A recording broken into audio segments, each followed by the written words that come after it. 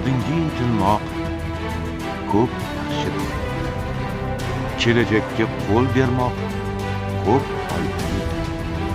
Ammo shuni unutmangki, moziyga qaytib ish ko'rmoq xayrli. Ol hayrotingni qalbing uyg'onsin. Qullik, asorat barchasi yonsin. Qur yangi davlat, yovlar o'rtansin. O'sib Turkiston qat'iy Bizlarni xonavayron qilgan tarbiyasizlik va jaholatdir.